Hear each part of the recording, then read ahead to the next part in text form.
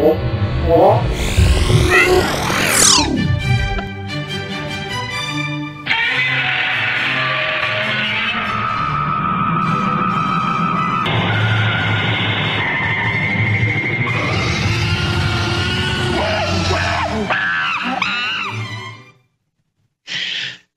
welcome back to Monsters. Talking about them. I wasn't expecting you to use the long intro. I told you. Yeah, definitely. Quite a sleight of hand there. This is a another series, I guess, of the more older stuff that I've dug up online from Bigfoot sightings, I guess, across the decades here. And this one comes from British Columbia in Canada from 1955. I think it's called the... I think it's William Rowe, a sworn affidavit signed by William Rowe and about his sightings. This is taken out of a book written by Ivan T. Sanderson, The Abominable Snowman, Legend Come to Life, just in case anybody was wondering. So this guy signs this affidavit to the police about saying, or whoever it was, I think it's the police he was telling them about. And he was in this place called, I think it's Tate John means Yellowhead Cache in British Columbia. It's about 80 miles west of Jasper, Alberta, if anyone's familiar with that. And apparently he was working on a highway near that location at that time in October of 55. And he decided to climb 5 miles up to Mica Mountain in an old deserted mine for something to do. Apparently he came in sight of the mine around 3 p.m. when he saw what he believed was a grizzly bear in the bush off to the side of the abandoned mine entrance. Apparently, he'd shot grizzlies near the spot, so he didn't think about a year earlier. He didn't think much of it. It was about 75 yards away. He didn't want to shoot it because, well, he had no way of getting it out because he had to hike 5 miles back with the grizzly bear if he were to kill it for meat or whatever, a trophy. So he decided to sit down on a small rock and watch it with his rifle in his hands and see what it was up to. But soon after starting to watch it, it raised up and stepped out into the open, and it was clearly not a bear. Now, he gives a pretty good description and recollection of what he saw.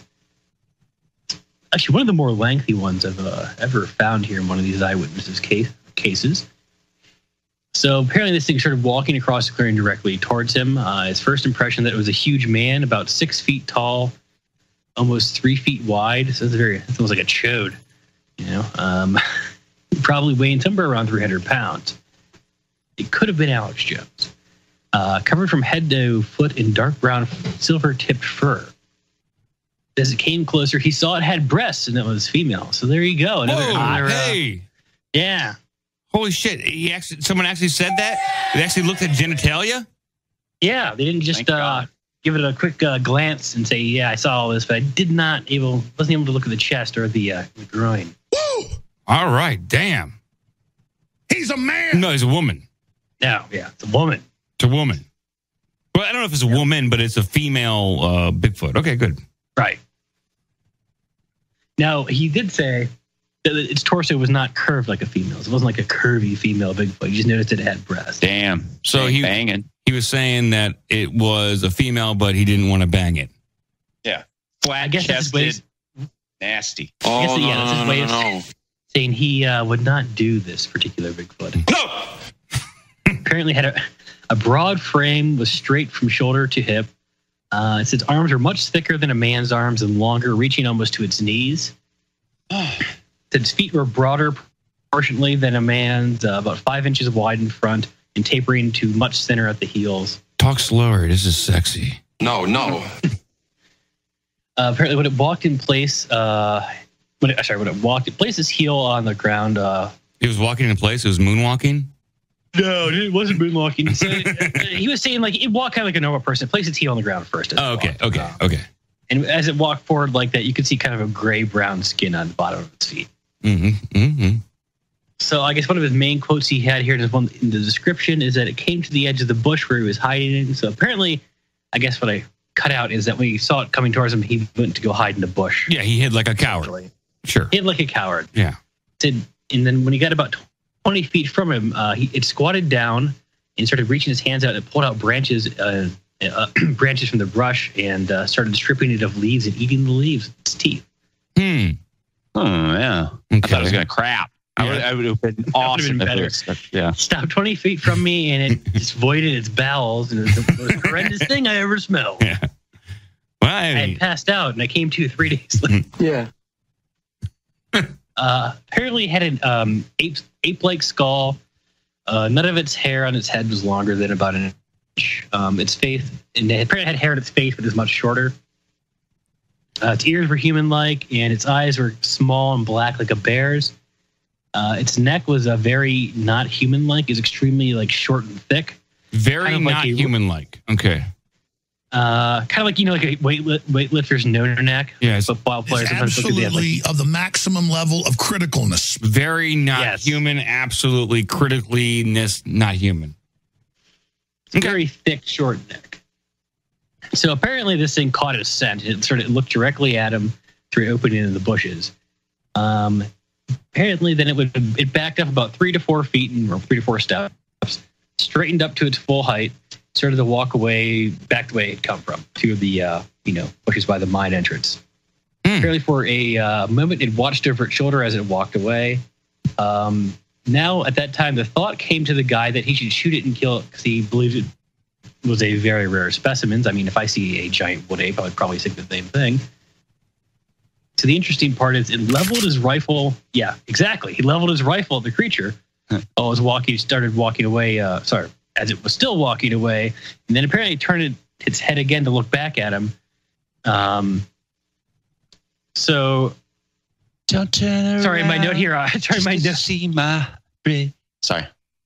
In my notes here, I just put he pussed out and lowered his rifle, and he felt what he was looking at was a human being, and he sort of knew he'd feel guilty for it the rest of his life if he killed it.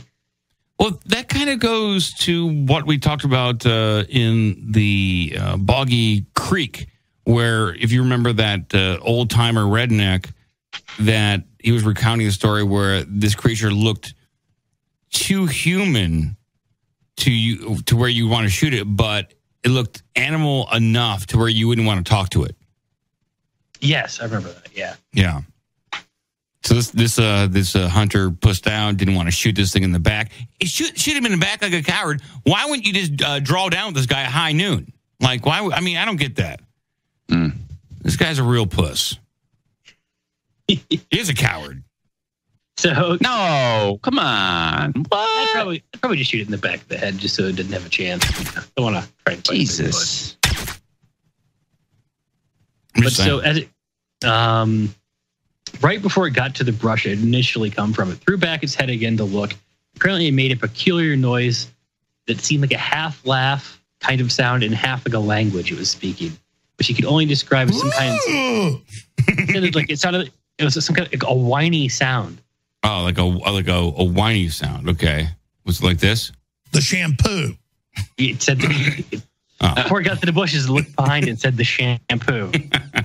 Okay. And there were some Emmerich's essentials in the ground before him. We didn't notice before. Oh, okay. I didn't know that. So after it made this sound, it then walked through the brush through a patch of these lodgepole pines. Now this guy then stepped out into the opening and looked back across the, trying to keep track of this, visually keep track of it. So he looked up at a small ridge, and just beyond the pines, the patch of pines ended, he could see it again. Came out there on the ridge about a couple hundred yards away. Again, it looked back. It emitted the exact same sound at him before it disappeared over the ridge. Was it this? What, did he say this? No. Yes, he was actually he found Osama bin Laden in 1955 in British Columbia. Oh, okay. Bigfoot jihadi. So he did some extra searching around the camp. I just have a smaller kind of quote, and that'll finish it up. Not the camp, I guess. Searching around the area where he saw the creature. So he said, quote, "I wanted to find out if it lived in vegetation entirely or ate meat as well. So I went down and looked for signs of it. I found in 5 different places, and although I examined it thoroughly, I could find no hair or shells of bugs or insects that I guess it would have eaten. So I believe it was strictly vegetarian. I found one place where I had slept for a couple of nights under a tree. Now the nights were cool up in the mountain at this time of year especially, and yet had not used a fire. So I guess he's noting that it doesn't have the ability to make fire, or it didn't do that. Yeah. And then he finished, I found no sign that it possessed even the simplest of tools, nor a single companion while in this place. We found one bed where we were sleeping. So I guess that was his encounter there on the Canadian Rockies in British Columbia with a, I guess, female kind of Sasquatch. Huh. That, I guess I should say, that is all, folks. That is all. Okay. Well, hey. Now, there was actually, the one thing I should add is we've seen in this a lot of these cryptid encounters, like with the, what do you call it, the goat man and the man bat. The other one, the dog man. When people have looked at it, they can kind of sense that you shouldn't be photographing it or shooting it. Because I remember a specific dog man incident, someone wanted to take a picture with their phone. They kind of felt like they should put it back in their pocket and not take a picture. So I kind of got that vibe here when he raised his rifle to it and it stopped and he just put it back down, you know? Yeah. Kind of sense what he wanted to do. Yeah. Yeah, people have said that. They have second thoughts about doing any damage to these creatures. I just got a book in the mail called Mysteries of Georgia's military bases. And this is all about the state of Georgia on all the military bases, and it goes into each military base in Georgia, and then it recounts ghost stories, UFOs, and Bigfoot sightings. And it, like, for instance, in Fort Stewart and the Hunter Army Airfield, there are various stories of UFOs. There is recounts of Bigfoot sightings all around these military bases. And I'm going to go into this next podcast. I'm going to delve into this book and talk about military interaction with the UFOs and Bigfoot. All right. Big time. This is going to happen. And it actually might take a few episodes to cover most of this book. This book just came out. I pre-ordered this. And nice. And so this will be some fresh material. It is called Mysteries of Georgia's Military Bases. It is brand new. It's not a huge, thick book. It's not thick. It's not like 8 inches. But no. It's a quick read. And it is, I think, just from what I've read so far, worth your time. And I'll go into some of this stuff next podcast.